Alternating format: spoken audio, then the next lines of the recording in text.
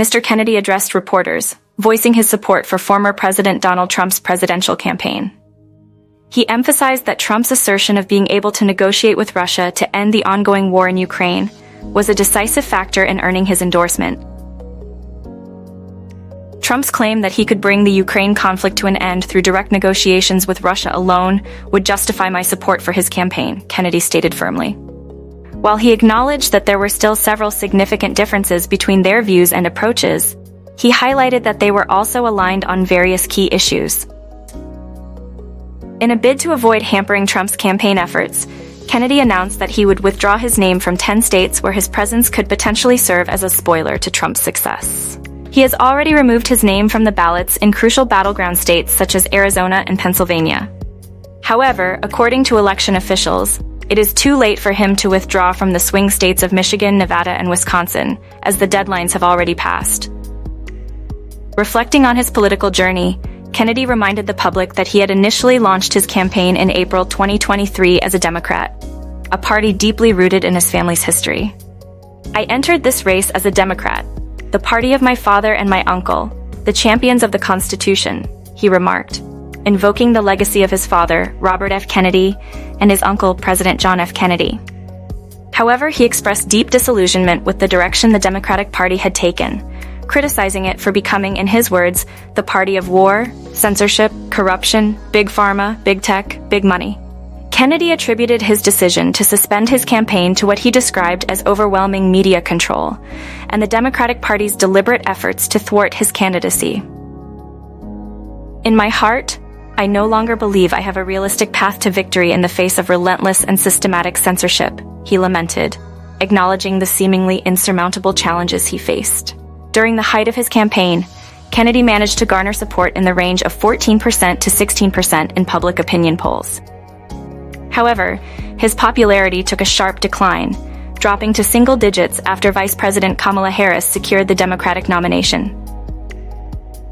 Despite the dwindling support, Kennedy extended an olive branch to the Democratic Party, offering to collaborate with Harris in her bid for the White House. The Democratic Party, however, appeared largely unfazed by Kennedy's announcement of his support for Trump. Mary Beth Cahill, a senior advisor to the Democratic National Committee, dismissed Kennedy's endorsement as inconsequential, stating, "Donald Trump isn't earning an endorsement that's going to help build support. He's inheriting the baggage of a failed fringe candidate. Good riddance."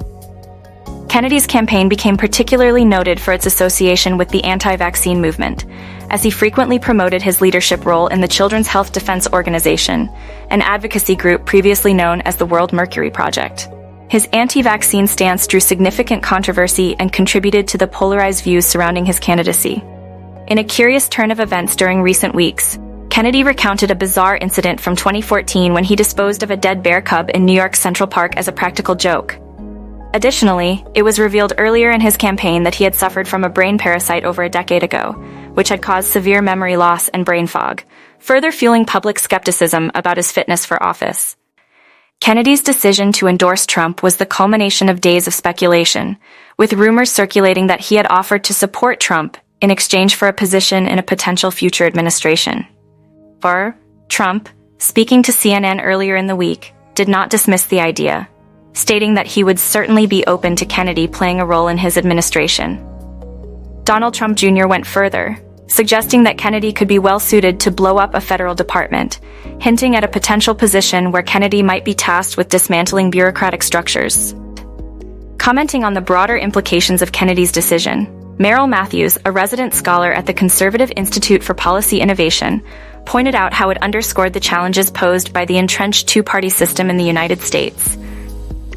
Kennedy's decision highlights the difficulty of introducing new ideas and fresh faces into the political process, Matthews observed, reflecting on the systemic barriers that independent or non-mainstream candidates often face in gaining traction within the American political landscape.